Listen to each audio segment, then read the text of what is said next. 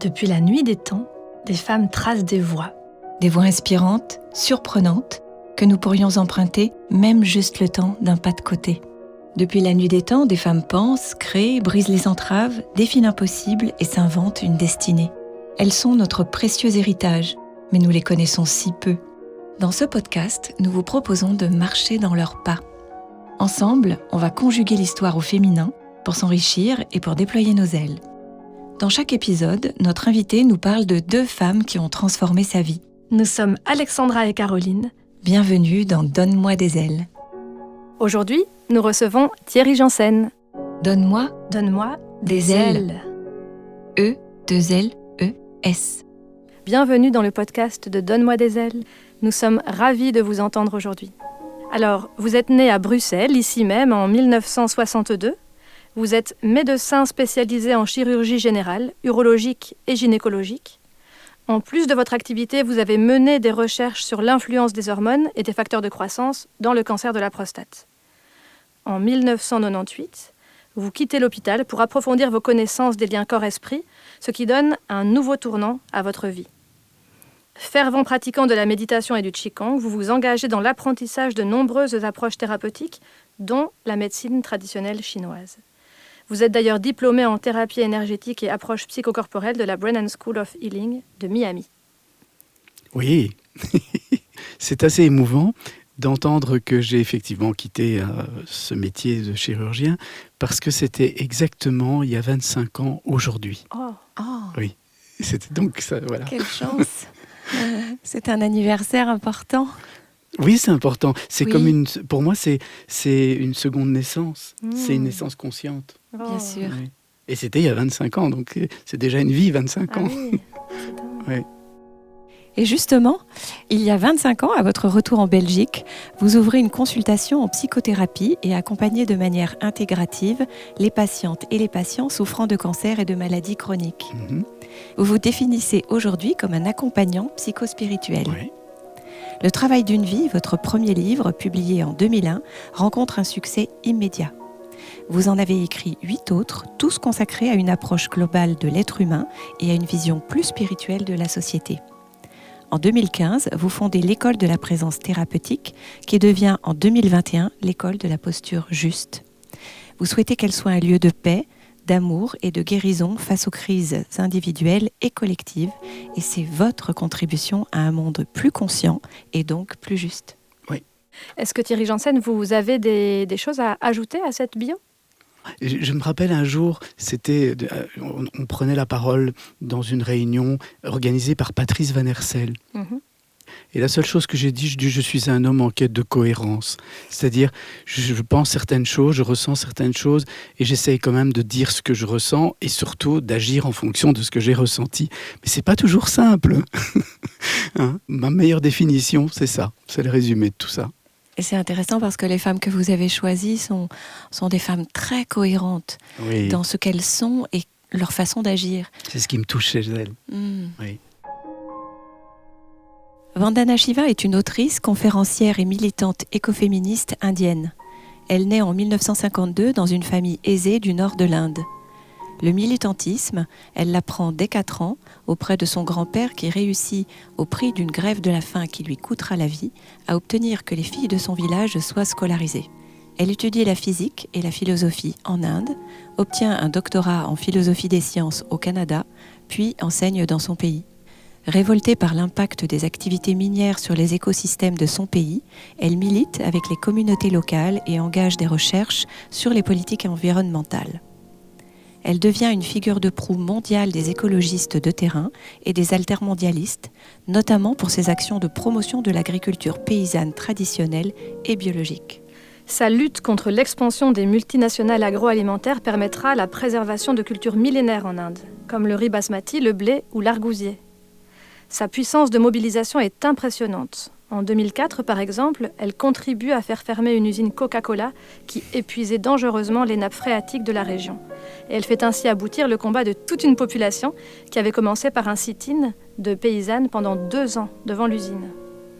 Vandana Shiva est aussi engagée dans un activisme mondial en faveur de la paix, de la biodiversité et du droit des peuples à disposer d'eux-mêmes, la souveraineté alimentaire. Elle a reçu de nombreuses distinctions, dont le prix Nobel alternatif en 1993. Alors Thierry Janssen, pourquoi avoir choisi Vandana Shiva ? Et pour sa cohérence, justement, parce que je pense que c'est quelqu'un qui... Elle est née en 52, donc elle a 10 ans de plus que moi. Et je peux me projeter dans le temps qu'elle a traversé. Hein. Et je vois comme ce temps a changé. Quel changement on a traversé entre cette grande illusion que tout allait aller toujours vers une croissance indéfinie et interminable, hein, et puis ce gaspillage, cette arrogance que nous avons eue et que nous avons communiqué à d'autres continents, à d'autres populations, à d'autres cultures, y compris en Inde. Et puis, je peux imaginer que dans la tête d'une femme comme ça, tout d'un coup, il y a une conscience qui s'éveille et qui dit non, on ne peut pas laisser continuer le mouvement aller dans ce sens-là. Et je trouve que la cohérence entre la pensée et la philosophie, elle a fait la philosophie des sciences, donc c'est quelqu'un qui a aussi une réflexion. Elle avait d'abord fait, je pense, un doctorat en physique et puis ce master en philosophie et même un doctorat en philosophie des sciences. Mais donc, il y a vraiment une réflexion par rapport à l'action, et puis c'est pas simplement qu'une réflexion. Du coup, on passe à l'action, et c'est ça qui me touche, c'est qu'elle y va, quoi. Hein, et elle n'a pas peur. Elle ne se laisse pas démonter et j'admire ça énormément. Alors, c'est des qualités qu'on a attribuées longtemps aux hommes, mais moi, j'appelle pas ça des qualités aux hommes, c'est des qualités d'un être humain qui respecte sa dignité. Après, on n'a pas tous les mêmes moyens. Certains vont peut-être pouvoir utiliser leur voix pour parler, d'autres plus leur corps pour agir d'une certaine manière, mais je trouve que là, elle est tout entière dans l'action. Et comment l'avez-vous connue ?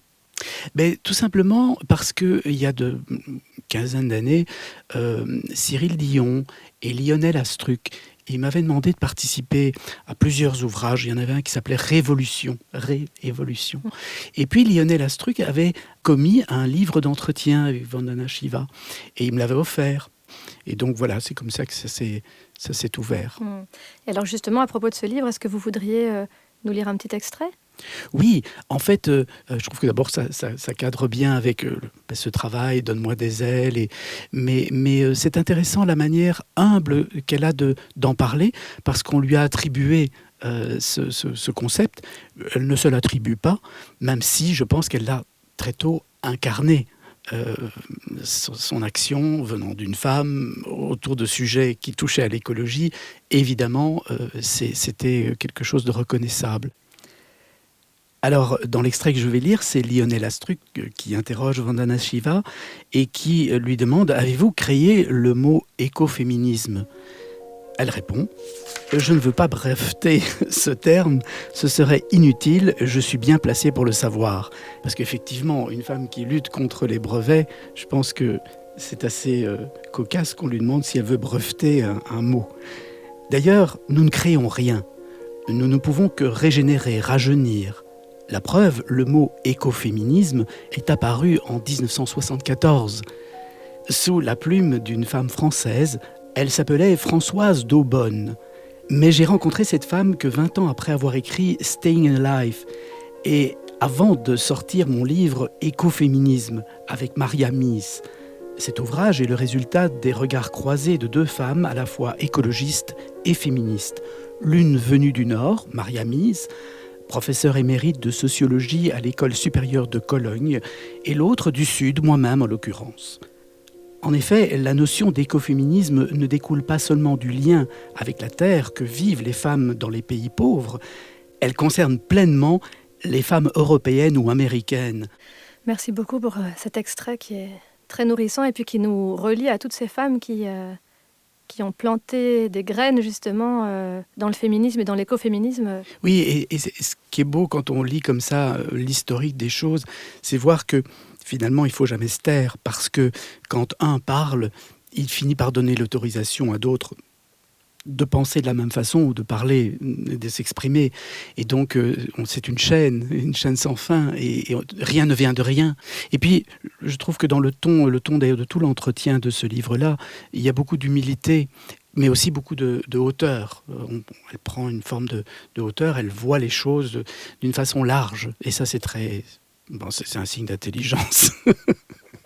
Oui, et puis ça ramène aussi à sa formation. Elle est philosophe et philosophe des sciences. Oui. Donc c'est ça aussi, la philosophie, savoir faire un pas de côté pour pouvoir regarder et analyser et questionner une situation sous un angle différent, pour être bien sûr qu'on instille un peu de doute dans les certitudes qu'on pense avoir. Absolument. Oui, oui, on sent ça chez elle très très fort. Hein. Oui, oui.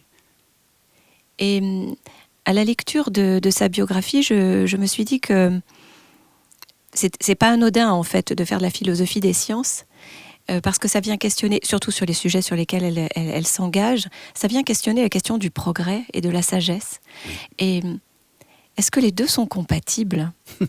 Ça me touche ce que vous dites, Alexandra, parce que en Belgique, nous avons une femme qui s'appelle Isabelle Stengers, qui est aussi une philosophe des sciences et qui a beaucoup exploré, elle, non pas l'écologie, elle explorait, elle interrogeait la médecine.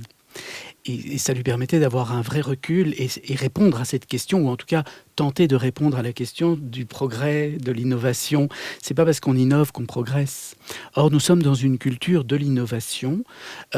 Tout notre système économique repose sur l'innovation qui implique production et du coup consommation. Et il faut innover sans fin puisqu'il faut tout le temps produire et tout le temps faire consommer. Et on produit, évidemment, on innove dans le sens d'un plus grand confort, ce qui n'est pas négatif en soi, mais qui n'est pas forcément utile dans tous les cas. Et du coup, on n'est même plus dans le confort, on est dans l'anesthésie générale. Mais en attendant, cette distinction entre l'innovation et le progrès est fondamentale, parce que tant qu'on croira que c'est parce que nous innovons que nous sommes des populations, des civilisations progressistes et supérieures, parce que plus avancées, on sera dans une totale illusion. Et revenir à des choses simples, revenir à des fondamentaux, revenir sur le terrain, dans l'humus, dans la terre, dans l'humilité. C'est sans doute ça l'avenir de notre civilisation et c'est l'avenir de notre humanité et sans doute de la biodiversité de la vie sur cette planète. Alors dans ce même livre qui était effectivement très inspirant, Vandana Shiva explique à quel point la philosophie de Gandhi guide sa vie toujours. Je me demandais, dans ce grand changement de vie qui a été le vôtre il y a 25 ans, quelle était la place de cet accompagnement, du spirituel, de la spiritualité ? C'est le centre. Et ce n'est qu'avec le recul que je peux me rendre compte de ça, mais c'était déjà là tout enfant. Je pense, si je devais me redéfinir par rapport à la biographie que vous avez énoncée là tout à l'heure, je suis d'abord un être spirituel, c'est-à-dire un esprit. Mais pas un esprit qui pense, hein, pas un mind, pas un intellect. Bien sûr, j'ai des capacités intellectuelles, j'ai été formé, j'ai été éduqué, j'ai appris à réfléchir d'une certaine manière. Sans doute que je suis très déformé par certaines manières de ces apprentissages. Mais il ne s'agit pas de ça. L'esprit, pour moi, c'est la conscience. Et je pense que déjà enfant, cette conscience était assez éveillée. Mais je crois que tous les enfants ont une conscience assez éveillée. D'ailleurs, on dit souvent la vérité sort de la bouche des enfants, mais c'est parce qu'ils voient, ils ne jugent pas, ils n'analysent pas, ils voient brut comme ça, ils accueillent ce qui est. Et ça, je l'avais très fort. Je me souviens, je me voyais regarder. Et elle m'a quitté à un moment donné, en tout cas elle s'est endormie, ou je ne l'ai pas laissée plutôt rester très active, parce que mon mental avait pris beaucoup le dessus pour répondre à certaines exigences d'un univers dans lequel je voulais gravir les échelons, qui était le monde de la médecine. Et j'ai joué le jeu, et je ne le regrette pas, mais on s'enferme. Et du jour où j'ai quitté tout ça, cet esprit, cette conscience s'est à nouveau éveillé, réveillé. Et maintenant, je regarde les choses, ça me fait rire ce que je vois. Parce que rien n'est grave, mais tout est très important. Mais rien n'est grave. Et de tout ce qu'elle transmet, Vandana Shiva, qu'est-ce qu'elle vous transmet à vous, personnellement ? Le courage. Je ne sais pas si c'est vraiment étymologiquement exact ce que je vais dire, mais on peut entendre cœur et rage. Hein.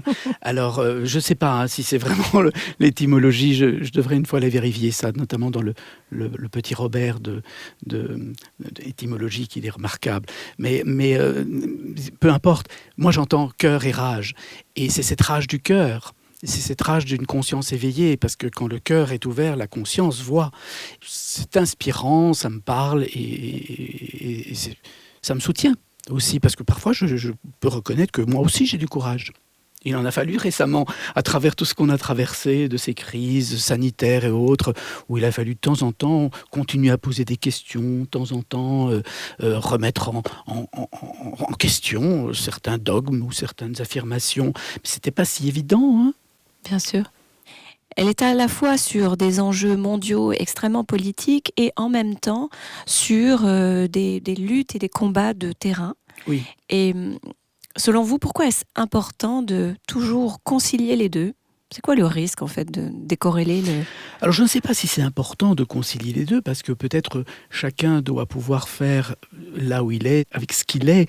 Tout le monde n'a probablement pas à la fois le charisme, l'audace, la capacité de s'exprimer aussi clairement qu'une Vandana Shiva, qui fait qu'elle peut aller parler à des politiciens ou à la tribune des Nations Unies. Mais en même temps, ça me paraît tout à fait cohérent d'avoir une action locale et puis de penser plus global, parce que l'action locale s'inscrit dans une globalité, et quelqu'un qui peut faire le pont entre les deux, c'est évidemment intéressant, parce que ça part de quelque chose de très concret et ça le remonte à l'étage du politique, dans le sens organisation de la police, organisation de la cité. La police en grec, je veux dire, hein, pas la police des policiers. Mais et donc, elle doit être nourrie du terrain. Parce que si elle n'est pas nourrie du terrain, elle divague. Elle n'est plus dans le sillon du bon sens, parce qu'elle n'est pas informée par le terrain. Or, c'est, de mon point de vue, dans la vision que j'en ai, c'est le problème de la politique aujourd'hui. C'est qu'elle est très déconnectée des réalités du terrain. Si vous aviez l'opportunité de la rencontrer, du coup, vous ne l'avez jamais rencontrée ? Non. Donc si vous aviez l'opportunité de la rencontrer, est-ce que vous aimeriez lui dire quelque chose ? Merci. Merci pour ce souffle, merci pour cette voix, merci pour ce geste, et merci pour cette inspiration qui ne touche certainement pas que moi. Ça, c'est magnifique aussi. Merci. J'ai reçu le soutien de mille mères. Ma fille, je te le lègue, un menton haut et fier, cœur libre, point en l'air. Sois ma digne héritière, j'ai reçu le soutien de mille mères.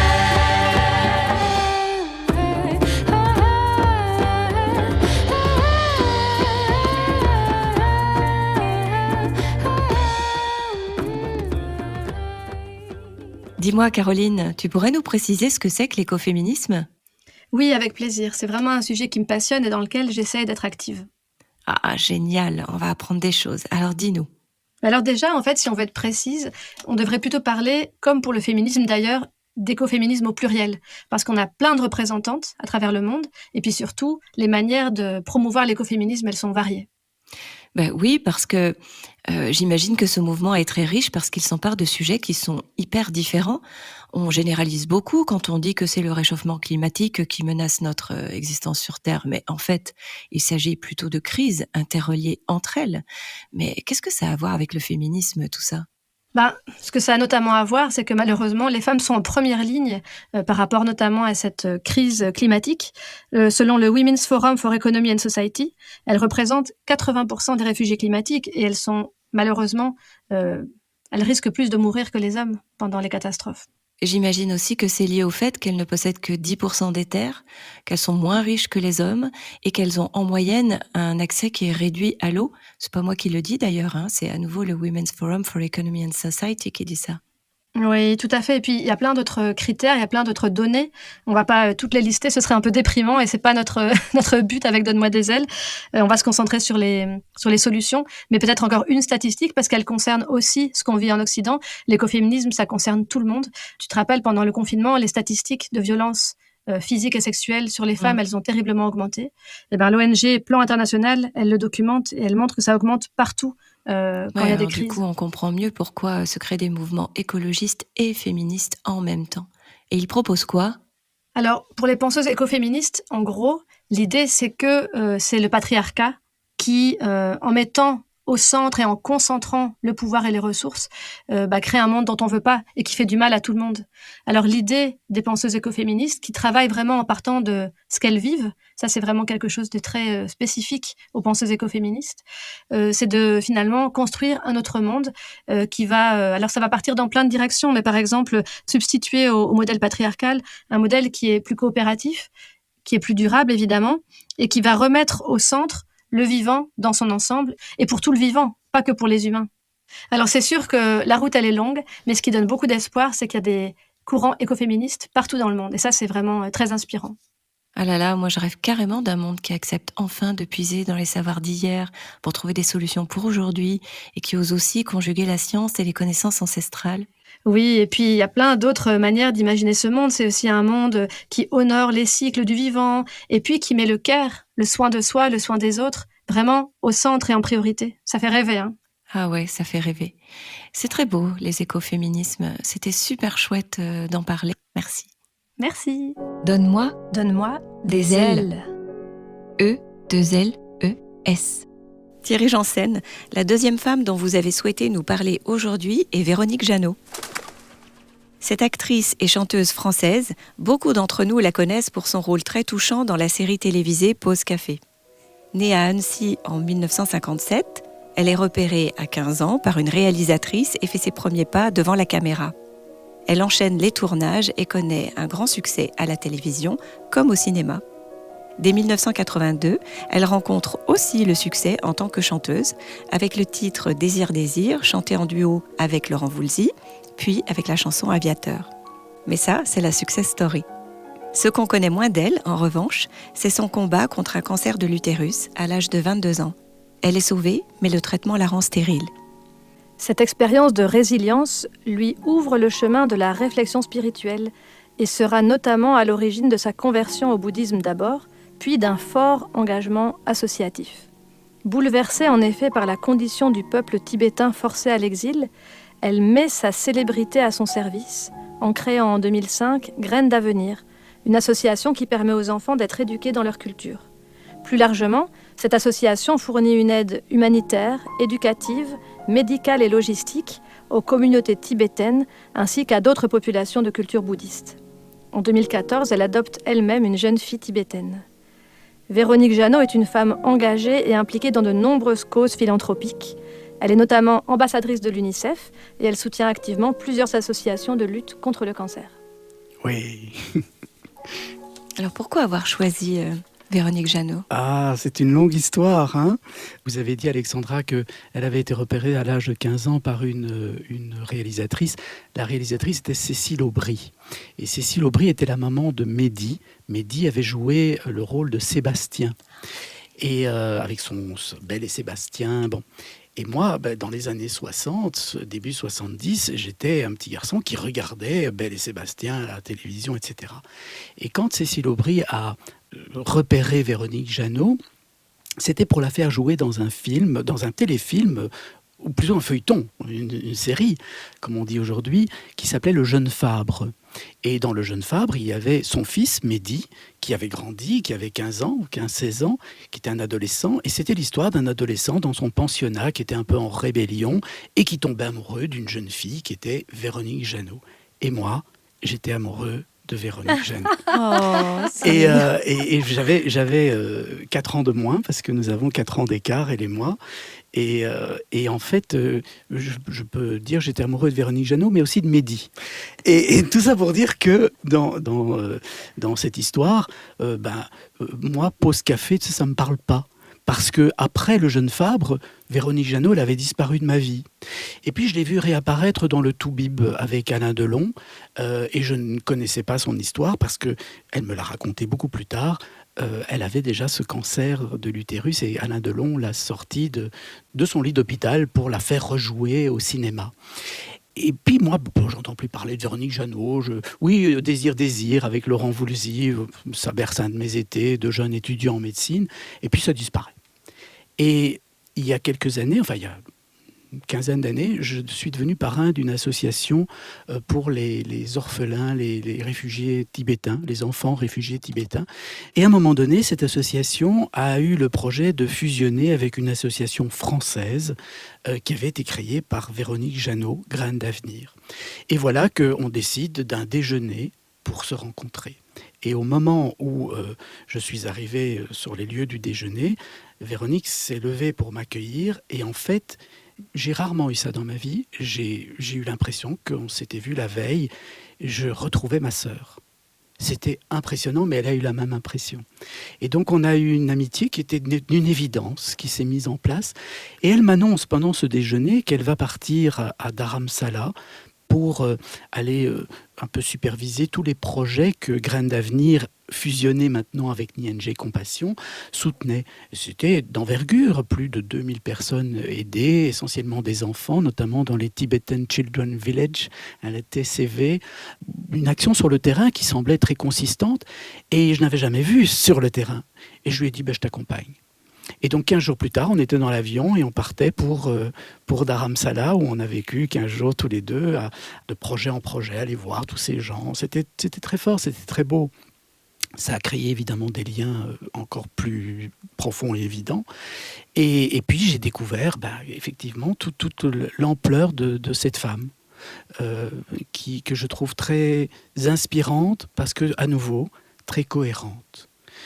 On sent chez elle une grande pureté, comme ça. Il n'y a pas de malice, c'est pas calculé. Il y a une espèce de candeur par rapport à la vie, mais en même temps, avec beaucoup de sagesse, elle voit. Ça la révolte. Elle essaye de trouver la solution. Elle parle, elle s'exprime. Elle a pas sa langue. C'est pas une langue de bois. Elle n'a pas sa langue en poche. Et puis elle passe à l'acte, comme Vandana Shiva. Et je l'ai vraiment vu. Et tout est fait avec le cœur. Bon, évidemment, ici, je suis déformé par le fait que j'étais amoureux quand j'avais 15 ans, que en même temps, on a eu l'occasion de se côtoyer, de vivre des choses ensemble. Mais je crois que le public français qui aime bien cette actrice ne se trompe pas. Il sent ça chez elle. Il sent une forme comme ça de grand cœur. Oui, et de grande simplicité aussi. C'est Oui. Une femme qui fait des choses profondes, mais sans tambour ni trompette. Sans tambour ni trompette, absolument. Et avec une vie qui a été quand même... Elle a écrit plusieurs fois. Elle avait écrit « Trouver le chemin », où elle raconte son parcours. Et ce cancer, qui effectivement, c'était le rêve de sa vie de fonder une famille, ne lui a pas permis dans un premier temps de fonder cette famille. Mais elle a utilisé cet instinct maternel en allant vers les enfants, ces réfugiés tibétains. Et puis, vers cette petite Migmar, elle raconte dans une bande dessinée sa rencontre, où c'était comme une évidence apparemment de cet enfant, c'était comme si elle la connaissait, mais pendant des années elle n'a pas pu l'adopter, et elle l'a adopté très tard, même si elle allait chaque année la voir, etc. Mais aujourd'hui Migmar vit en France, elle réalise des documentaires et voilà, c'est beau ça aussi. Bon, c'est le rôle de toute mère, je pense, et de tout père, mais c'est de mettre au monde, ou de permettre en tout cas ce qui est au monde de s'épanouir. Et en ce sens-là, je suis sûr que c'est un accomplissement énorme pour elle. Alors, en quoi votre métier finalement d'accompagnant psychospirituel, comme vous le nommez, résonne avec le parcours de Véronique Jeannot ? Vous disiez qu'elle s'était entre guillemets convertie au bouddhisme, et donc j'ai vraiment vu chez elle cet engagement sur une voie, et le bouddhisme lui a parlé, et puis voilà. Donc quand vous me demandez, Caroline, en quoi ça me parle aussi, ben oui, parce que je vois bien qu'il y a une spiritualité qui s'est progressivement à la fois approfondie et libérée. Et il y a chez Véronique, je pense, une volonté de liberté à tout remettre toujours en perspective, tout relativiser, mais en gardant l'engagement et en ne reniant pas ce qui a été transmis. Et c'est très beau de voir ça aussi. Alors, une question peut-être, ce serait autour de la résilience, puisqu'on a nommé ce mot. Véronique Jeannot, elle a traversé la maladie, elle a aussi perdu un compagnon qui est décédé Et Didier brutalement. Pironi. Voilà, cette question de résilience, elle est parfois questionnée, cette idée qu'il faudrait souffrir pour grandir. J'aimerais peut-être entendre ce que vous entendez par résilience et comment c'est important peut-être dans votre vie et dans votre parcours aussi d'accompagnant psychospirituel. Oui. Je ne crois pas qu'il faut souffrir pour grandir, mais je crois qu'il faut pouvoir aller au-delà de la douleur. Et ça, c'est un enseignement très bouddhiste, de faire la différence entre la souffrance et la douleur. Dans le sens où la douleur est inévitable. Dans la vie, il y a des douleurs, la douleur physique, mais aussi la douleur morale, émotionnelle. Tous, on est appelés à être un jour bousculés par ça. Mais en même temps, on n'est pas obligé de s'identifier à sa douleur. On n'est pas obligé d'en faire le centre de sa vie. On peut la regarder, on peut essayer d'en prendre soin, mais on n'est pas obligé de devenir douloureux. Et parce que dès qu'on devient douloureux, on est souffrance, hein, et on souffre. Je pense que bon, je n'ai pas connu Véronique Jeannot quand elle était plus jeune, mais je crois que pour traverser un chemin comme celui-là, il faut cette capacité-là. Hein. Alors, je ne sais pas si elle l'a acquise au contact des enseignements du bouddhisme ou si elle l'avait avant. Je pense qu'elle l'avait avant parce qu'à 22 ans, je ne pense pas qu'elle était proche du bouddhisme au point où elle l'a été par la suite. Et de toute façon, l'époque n'était pas aussi bouddhiste qu'aujourd'hui non plus. Les Tibétains, en sortant du Tibet, ont répandu pas mal d'enseignements, mais dans les années 60-70, c'était encore très embryonnaire pour le grand nombre. Mais du coup, je pense qu'elle avait ça en elle, cette capacité de résilience. Mais je crois qu'on n'a pas de résilience tant qu'on est identifié à sa douleur, tant qu'on est souffrant. C'est le jour où on se dit « Ok, j'ai mal, mais qu'est-ce que je fais avec ça ?» Et qu'est-ce que ça m'apprend déjà? Et puis surtout, qu'est-ce que je peux faire pour ne pas rester coincé dans cet état de douleur? Et ça me parle parce que j'ai eu des douleurs physiques de temps en temps dans ma vie, mais j'ai surtout eu des douleurs morales. Et en même temps, je sais que c'est elles qui m'ont fait grandir. J'aime pas dire grandir. Elles m'ont permis de maturer, donc de devenir plus adulte, et aussi elles m'ont permis de m'approfondir. Je préfère approfondir que grandir, c'est-à-dire d'aller trouver tout au fond de soi quelque chose qui est déjà là, mais auquel on n'a pas forcément accès. Et c'est toujours comme ça que j'ai avancé, mais c'est toujours aussi comme ça que j'ai découvert que j'étais beaucoup plus profond et vaste que je ne l'imaginais. Et ce qui m'a permis d'accompagner des gens, déjà comme médecin, parce qu'il y a des patients que j'ai revus des années après qui me disaient « Mais vous nous parliez déjà comme ça, je ne me sens pas particulier, je ne crois pas que Véronique Jeannot est particulière. Il y a juste qu'elle y a accès et que du coup ça donne des actions très justes, enfin très, très porteuses de vie. » Ça peut donner des ailes aussi. Et ça donne des ailes, absolument. Et dans ce sens-là, ça me fait penser que la résilience, elle est inhérente à l'être humain, enfin à tous les êtres vivants. Hein. Une plante est vachement résiliente, mais on pourrait parfois croire qu'un sexe serait plus résilient que l'autre. Non, il y a plusieurs manières d'être résilient. Hein. Et peut-être que, il me semble, mais j'aime pas rentrer dans des généralités comme ça, mais que dans nos cultures, on a mis en évidence et on a valorisé la résilience de l'homme à travers ses actions et ses combats. Et on a valorisé la résilience de la femme à travers son intériorité et sa force morale. Vous voyez ?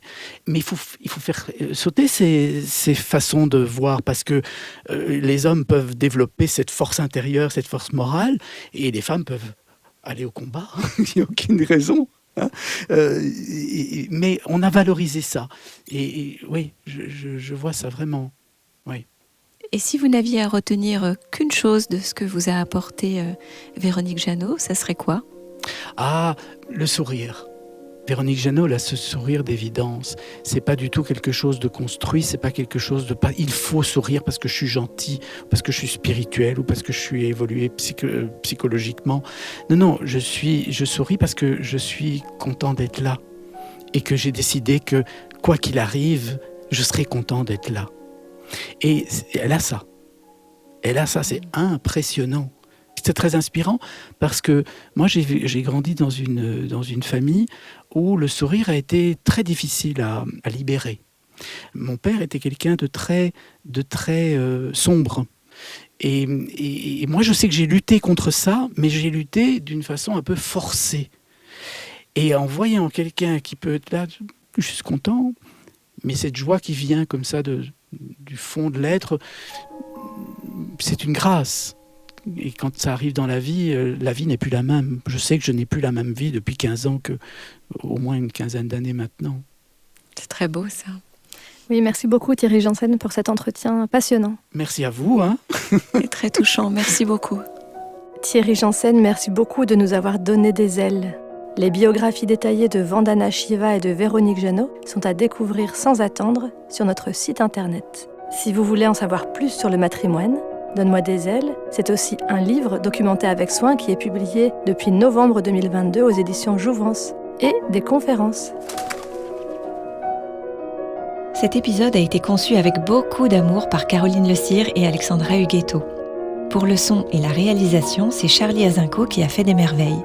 Aidez-nous à faire rayonner les femmes en partageant cet épisode et en lui donnant plein d'étoiles. Quant à vous, quelle inspiratrice vous a donné des ailes ? Partagez votre expérience sur les comptes Facebook ou Instagram du podcast. Nous avons hâte de la découvrir. Et surtout, n'oubliez pas que vous êtes vous aussi une source d'inspiration. Le monde a plus que jamais besoin de votre lumière.